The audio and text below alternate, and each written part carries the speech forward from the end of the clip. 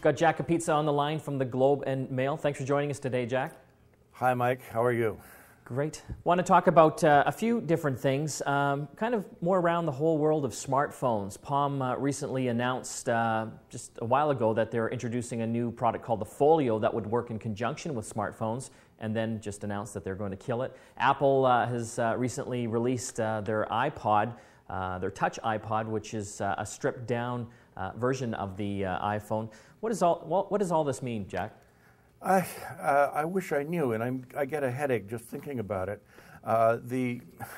It all depends on what you want a gadget for. And the thing is, I think the public right now is being so bombarded by different kinds of features that you ask them if they want to see this on one of their handhelds, they'll all say, "Oh yes, that sounds wonderful. Let's have that." And then one day they wake up that they've just subscribed to $3,000 worth a month of services. Most of which they don't want. Like, I don't know how many people really want a video phone. Well, some will, but I don't know if that's going to be an important thing. But if suddenly the only phones you can get have video phone capacities on them, that's going to be a different thing. Now, what's happened, of course, is that the Folio was going to be basically a palm-top computer. Like, it has a full keyboard on it, and it's a clamshell thing. It flips up, the way a laptop does, except it's much smaller. Now, this is not exactly a very new thing. I remember playing with a device 12 years ago called the Libretto, which was exactly that. It had a full keyboard and a screen, and it ran Windows 95, which was quite interesting. Well, at the time, anyway. And that came and went. Most people didn't like it, so the Libretto kind of faded away after a couple of years.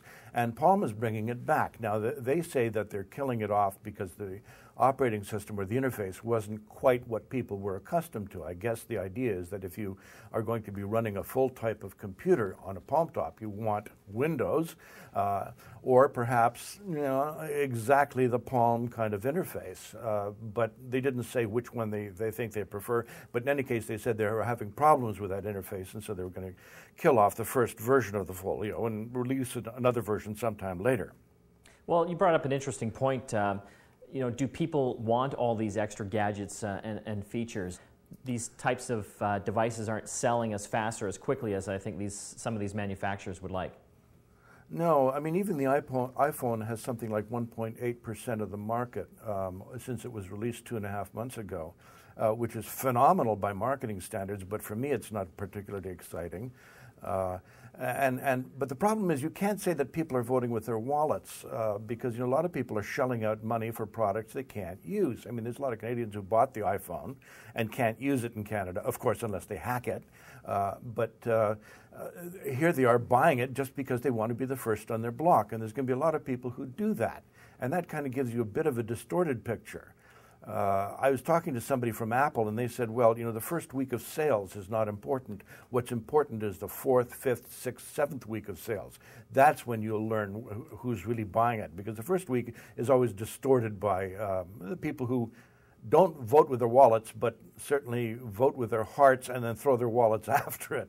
Oh, God, that's a terrible image, isn't it? But it is interesting, you look at all these smartphones now, and I mean, they can pretty well do everything that you can imagine, and obviously Apple is betting on that big time. I'm just wondering how quickly this market segment is going to be growing over the next few years. Is it going to be as quick as Apple is hoping it's going to be? Well, Apple is actually blurring the market segment, if you will. They've got the iPhone, and then they brought out the iPod Touch. Now, the Touch looks exactly like the iPhone, except it doesn't have a telephone in it. It's primarily a product to get you, it has Wi-Fi in it, which means you can connect to any public network. And then, of course, immediately download tunes from, guess where? iTunes. So, of course, Apple desperately wants you to go to iTunes again, no matter what happens. I mean, they've come up with a whole flurry of products over the past little while, and almost all of them are steering it towards iTunes. And that's going to be very interesting to see what happens. But in the meantime, you've got this iPhone on one side and the iPod Touch on the other side. They look almost exactly alike. Can you and I guarantee that they're going to stay apart? I think they're going to blend in at some point together. As soon as Apple figures out how to do it with the right size, because you have to have it small. Jack, I want to thank you so much. I'm frankly waiting until Apple comes out with one with a kitchen sink in it so I can wash my dishes. Jack, I want to thank you so much for joining us today. Oh, thank you, Mike. That was Jack Kapica from the Globe and Mail. You can always check out what he's writing about and thinking about at globetechnology.com.